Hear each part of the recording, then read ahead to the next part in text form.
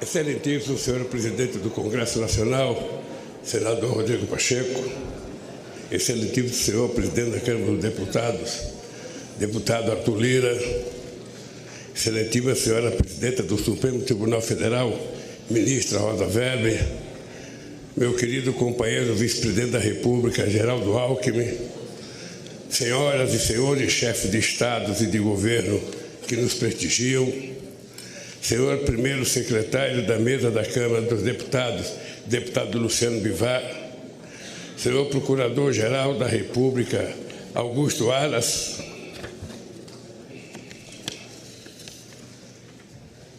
minha querida companheira e esposa Janja, nossa querida companheira e esposa do Alckmin, Lu Alckmin, meu querido companheiro José Sarney, presidente da República, minha querida companheira Dilma Rousseff, presidente da República,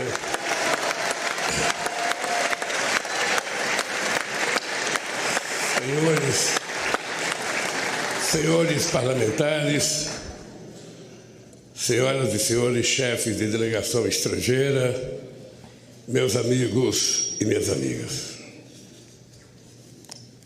Pela terceira vez, compareço a este Congresso Nacional para agradecer ao povo brasileiro o voto de confiança que recebemos. Renovo o juramento de fidelidade à Constituição da República, junto com o vice-presidente Geraldo Alckmin e os ministros que conosco vão trabalhar. Se estamos aqui hoje, é graças à consciência política da sociedade brasileira e à frente democrática que formamos ao longo desta histórica campanha eleitoral.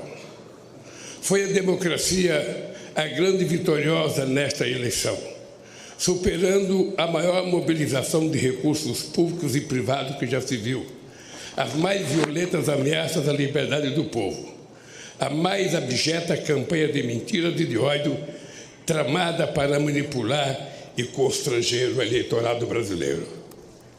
Nunca os recursos do Estado foram tão desvirtuados em proveito de um projeto autoritário de poder. Nunca a máquina pública foi tão desencaminhada dos controles republicanos. Nunca os eleitores foram tão constrangidos pelo poder econômico e por mentiras disseminadas em escala industrial. Apesar de tudo, a decisão das urnas prevaleceu, graças a um sistema eleitoral internacionalmente reconhecido por sua eficácia na captação e apuração dos votos. Foi fundamental a atitude corajosa do Poder Judiciário, especialmente do Tribunal Superior Eleitoral,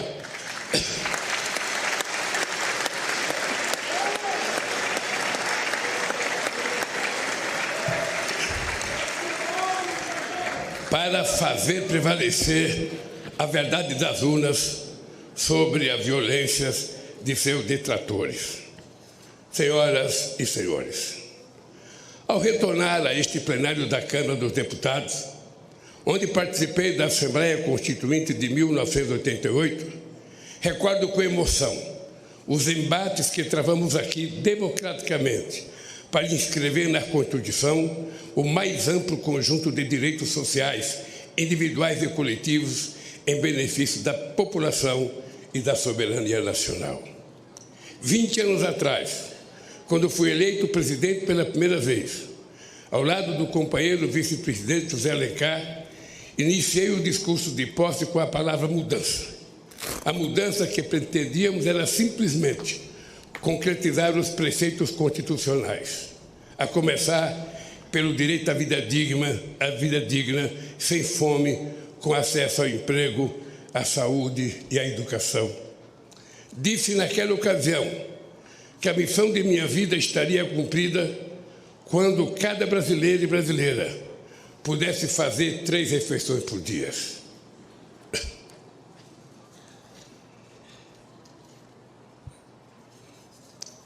Ter de repetir este compromisso no dia de hoje, diante do avanço da miséria e do regresso da fome que havíamos superado, é o mais grave sintoma da devastação que se impôs ao país nos anos recentes.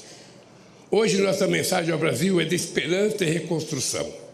O grande edifício de direitos, de soberania e de desenvolvimento que essa nação levantou a partir de 1988 vinha sendo sistematicamente demolido nos anos recentes.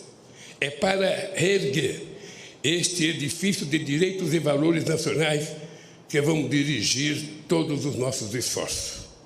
Queridos amigos e amigas, em 2002, dizíamos que a esperança tinha vencido o medo, no sentido de superar os temores diante da inédita eleição de um representante da classe trabalhadora para presidir os destinos do país.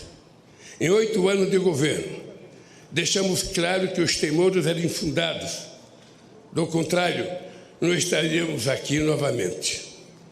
Ficou demonstrado que um representante da classe trabalhadora podia, sim, dialogar com a sociedade para promover o crescimento econômico de forma sustentável e em benefício de todos, especialmente dos mais necessitados.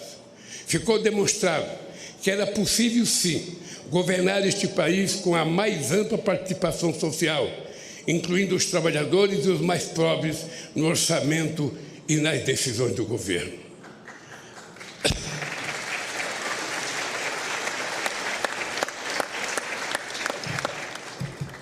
Ao longo desta campanha eleitoral, vi a esperança brilhar nos olhos de um povo sofrido, em decorrência da destruição de políticas públicas que promoviam a cidadania, os direitos essenciais, a saúde e a educação. Vi o sonho de uma pátria generosa que ofereça oportunidade a seus filhos e filhas em que a solidariedade ativa seja mais forte que o individualismo cego. O diagnóstico que recebemos do governo de transição de governo é estarrecedor. Esvaziar os recursos da saúde, desmontar a educação, a cultura, a ciência e tecnologia, destruir a proteção do meio ambiente, não deixar os recursos para a merenda escolar, a vacinação, a segurança pública, a proteção às florestas e a assistência social, desorganizar a governança da economia, dos financiamentos públicos, do apoio às empresas, aos empreendedores e ao comércio externo, dilapidar as estatais e os bancos públicos, entregar o patrimônio nacional. Os recursos do país foram rapinados para saciar a estupidez dos rentistas de acionistas privados nas empresas públicas. É sobre estas terríveis ruínas que assumo o compromisso de, junto com o povo brasileiro, reconstruir o país e fazer novamente um Brasil de todos e para todos. Eu queria dizer aos deputados e senadores que o resultado da nossa transição, que foi coordenada pelo companheiro Alckmin, será enviada a cada deputado, a cada senador, a cada ministro da Suprema Corte, a cada ministro do Tribunal Superior Eleitoral, a cada ministro do Poder Judiciário, a cada universidade, a cada central sindical, para que as pessoas saibam como é que nós encontramos esse país e cada um faça a sua avaliação. Senhoras e senhores,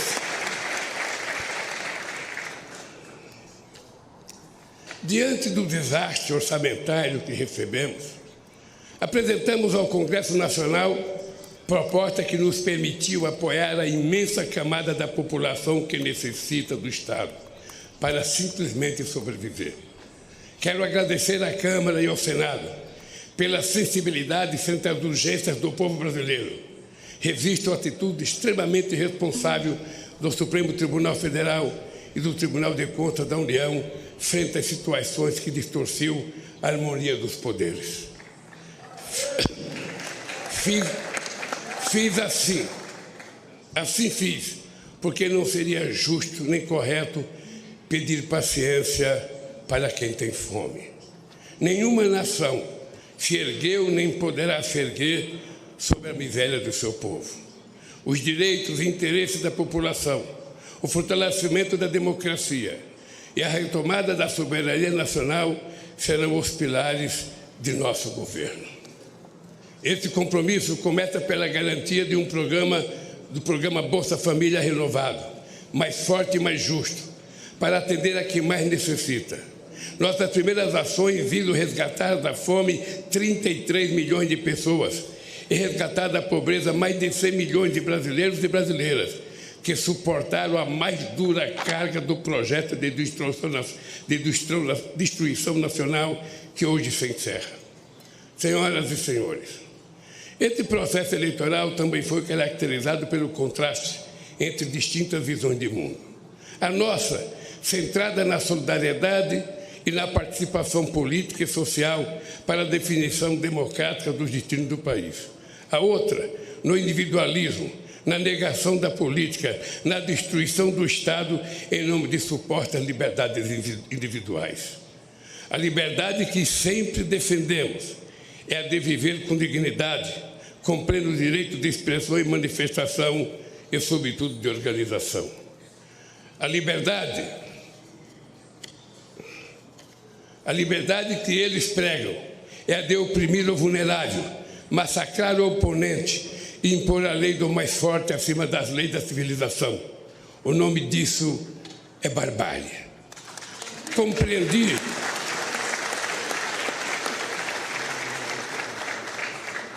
Compreendi desde o início da jornada que deveria ser candidato por uma frente mais ampla do que o campo político em que me formei, mantendo um firme compromisso com minhas origens.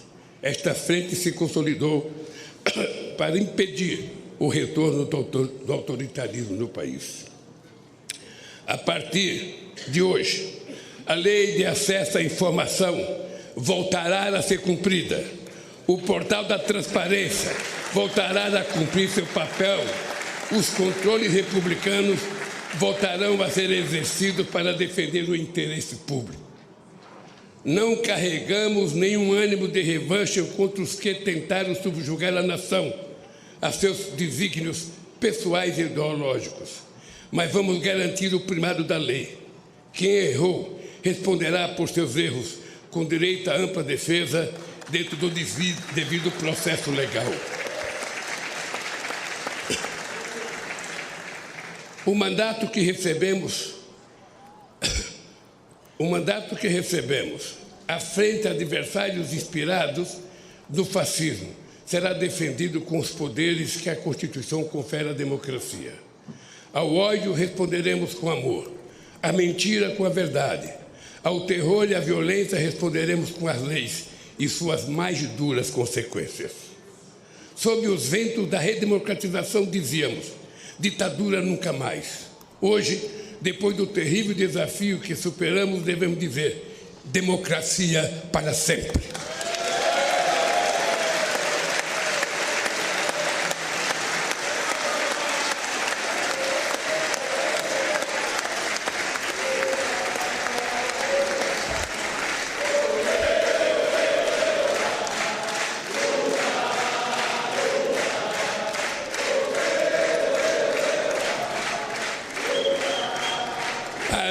Para confirmar estas palavras, teremos de reconstruir em bases sólidas a democracia em nosso país. A democracia será defendida pelo povo na medida em que garantir a todos e a todas os direitos inscritos na Constituição. Senhoras e senhores, hoje mesmo estou assinando medidas para reorganizar as estruturas do Poder Executivo, de modo que volte a permitir o funcionamento do governo de maneira racional, republicana e democrática, para resgatar o papel das instituições do Estado, bancos públicos e empresas estatais no desenvolvimento do país, para planejar os investimentos públicos e privados na direção de um crescimento econômico sustentável ambientalmente e socialmente. Em diálogo com os 27 governadores, vamos definir prioridades para retomar obras irresponsavelmente paralisadas, que são mais de 14 mil no país. Vamos retomar o Minha Casa Minha Vida e estruturar um novo PAC para gerar empregos na velocidade que o Brasil quer e necessita. Buscaremos financiamento e cooperação nacional e internacional para o investimento, para dinamizar e expandir o mercado interno de consumo, desenvolver o comércio, exportações, serviços, agricultura e indústria. Os bancos públicos, especialmente o BNDES, e as empresas indutoras do crescimento e inovação, como a Petrobras, terão um papel fundamental nesse novo ciclo. Ao mesmo tempo, vamos impulsionar as pequenas e médias empresas, potencialmente as maiores geradoras de emprego e renda, o empreendedorismo, o cooperativismo e a economia criativa. A roda da economia vai voltar a girar e o consumo popular terá papel central nesse processo. Vamos retomar a política de valorização permanente do salário mínimo e estejam certos de que vamos acabar mais uma vez com a vergonhosa fila do INSS, outra injustiça restabelecida nesses tempos de destruição.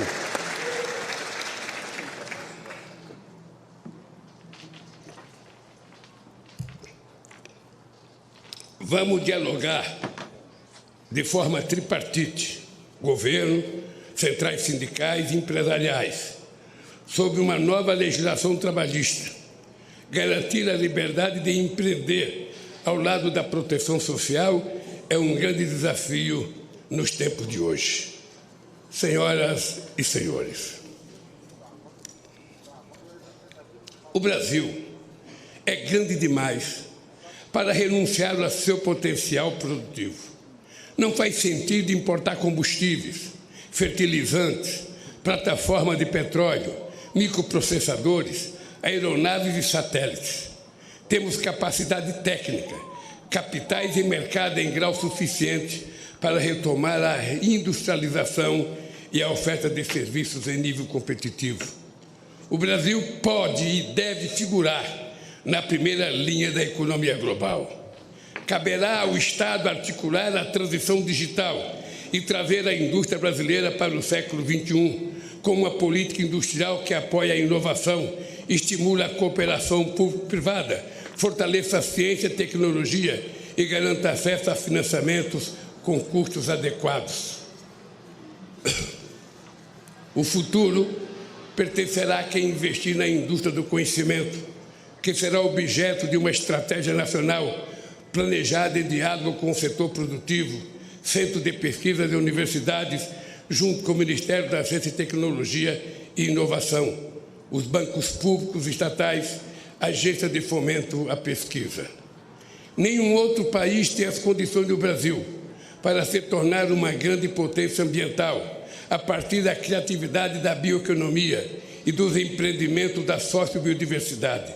Vamos iniciar a transição energética e ecológica para uma agropecuária e uma mineração sustentáveis, uma agricultura familiar mais forte e uma indústria mais verde. Nossa meta é alcançar o desmatamento zero na Amazônia, a emissão zero de gás de efeito estufa na matriz energética.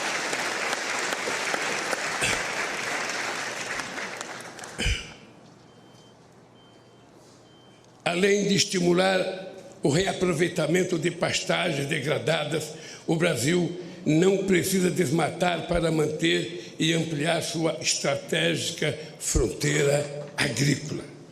Não é preciso derrubar nenhuma árvore. É só replantar os 30 milhões de hectares de terra degradada que a gente vai poder viver sem derrubar madeira, sem fazer queimada e sem precisar invadir os nossos biomas.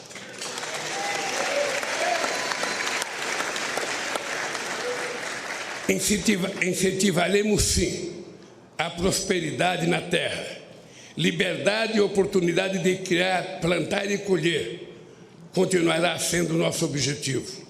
O que não podemos admitir é que seja uma terra sem lei. Não vamos tolerar a violência contra os pequenos, o desmatamento e a degradação do ambiente que tanto mal já fizeram ao nosso país. Esta é uma das razões, não a única, da criação do Ministério dos Povos Indígenas. Ninguém conhece melhor nossas florestas, nem é mais eficaz de defendê-la do que o que estava aqui desde tempos imemoriais. Cada terra demarcada é uma nova área de proteção ambiental. A estes brasileiros e brasileiras devemos respeito e com eles temos uma dívida histórica.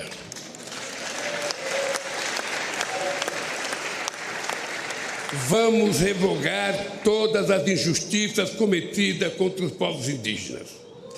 Queridos amigos e amigas, uma nação não se mede apenas pelas estatísticas, por mais impressionante que sejam.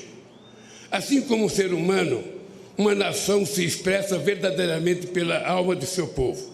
A alma do Brasil reside na diversidade inigualável da nossa gente e das nossas manifestações culturais.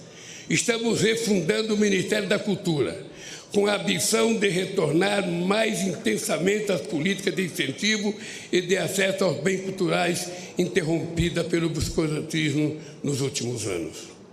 Uma política cultural democrática não pode temer a crítica nem eleger favoritos. Que brotem todas as flores e sejam colhidas todos os frutos da nossa criatividade. Que todos possam dela usufruir sem censura e sem discriminação.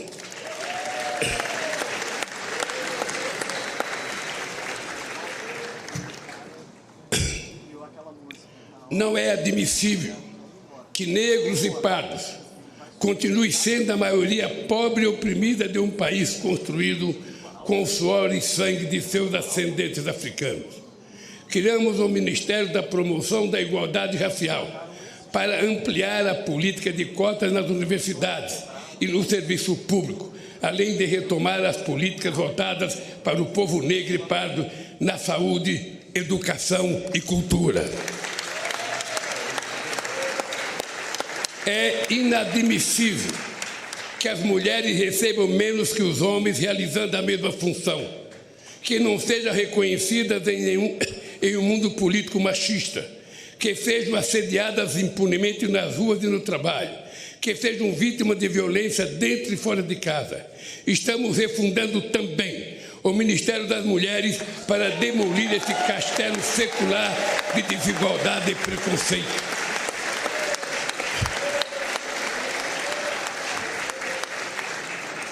Não existirá verdadeira justiça num país em que um só ser humano seja injustiçado. Caberá ao Ministério dos Direitos Humanos zelar e agir para que cada cidadão ou cidadã tenha seus direitos respeitados no acesso aos serviços públicos e particulares, na proteção frente ao preconceito ou diante da autoridade pública. Cidadania é outro nome da nossa querida democracia. O Ministério da Justiça e da Segurança Pública atuará para harmonizar os poderes e entes federados no objetivo de promover a paz onde elas é mais urgente, nas comunidades pobres, no seio das famílias vulneráveis, ao crime organizado, às milícias e à violência. Venha ela de onde vier. Estamos revogando os criminosos decretos de ampliação de acesso a armas e munições que tanta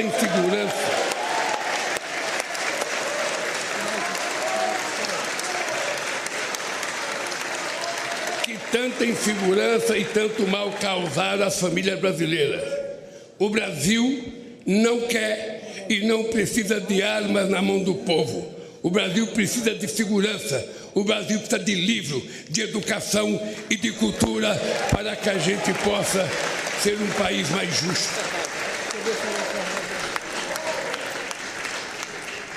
Sob a proteção de Deus, inauguro este mandato reafirmando que no Brasil a fé pode estar presente em todas as moradas, nos diversos templos, igrejas e cultos. Neste país, todos poderão exercer livremente sua religiosidade.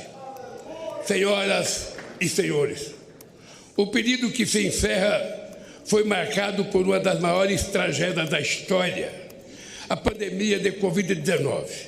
Em nenhum outro país a quantidade de vítimas fatais foi tão alta proporcionalmente à população quanto no Brasil.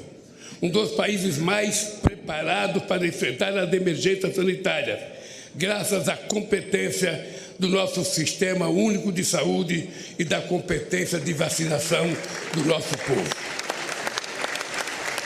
Este paradoxo só se explica pela atitude criminosa de um governo negacionista, obscurantista e insensível à vida. As responsabilidades por esse genocídio hão de ser apuradas e não devem ficar impunes.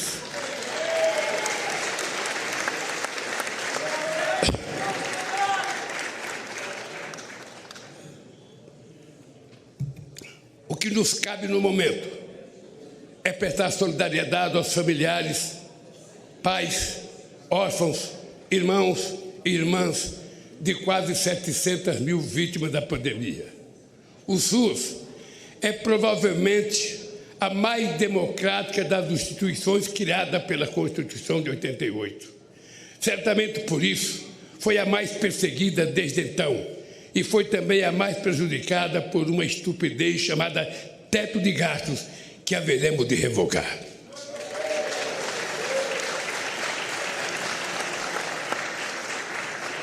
Vamos recompor os orçamentos da saúde para garantir a assistência básica, a farmácia popular, promover o acesso à medicina especializada. Vamos recompor os orçamentos da educação, investir em mais universidades, no ensino técnico, na universalização do acesso à internet, na ampliação das creches e no ensino público em tempo integral. Este é o investimento que verdadeiramente levará ao desenvolvimento do país. O modelo que propomos, aprovado nas urnas, exige, sim, compromisso com a responsabilidade, a credibilidade e a previsibilidade. E disso não vamos abrir mão. Foi com realismo orçamentário, fiscal e monetário, buscando a estabilidade, controlando a inflação e respeitando contratos que governamos este país. Não podemos fazer diferente. Temos, sim, a obrigação de fazer melhor do que fizemos. Senhoras e senhores, os olhos do mundo estiveram voltados para o Brasil nestas eleições. O mundo espera que o Brasil volte a ser um líder no enfrentamento à crise climática e um exemplo de país social e ambientalmente responsável, capaz de promover o crescimento econômico com distribuição de renda, combater a fome e a pobreza dentro do processo democrático. Nosso protagonismo se concretizará pela retomada da integração sul-americana a partir do Mercosul, a revitalização da Unasul e demais instâncias de articulação soberana da nossa região.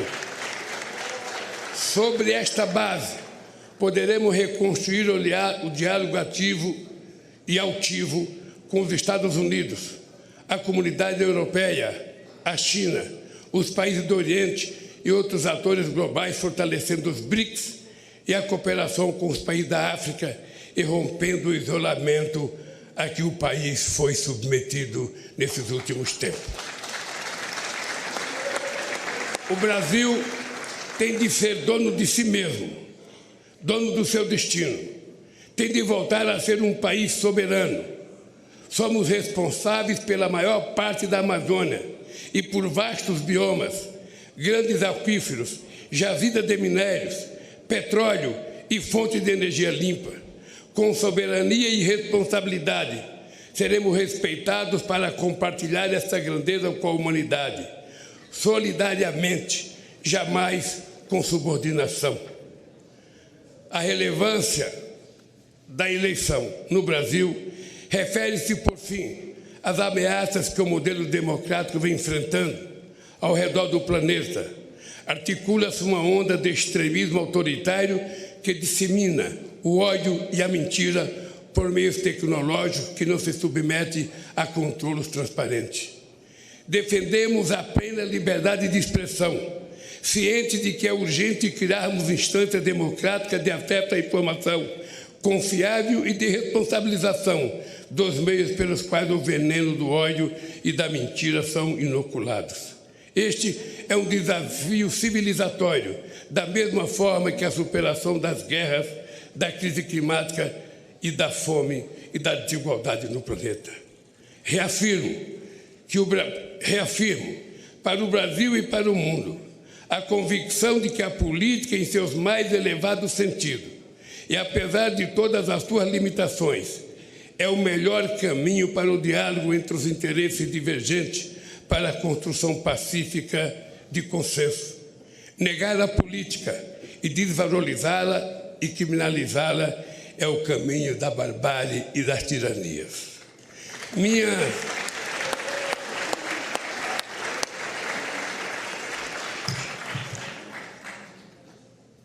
Minha mais importante missão, a partir de hoje, será honrar a confiança recebida e corresponder às esperanças de um povo sofrido, que jamais perdeu a fé no futuro, nem em sua capacidade de superar os desafios. Com a força do povo e as bênçãos de Deus, haveremos de reconstruir esse país. Viva a democracia! Viva o povo brasileiro! Muito obrigado, companheiros!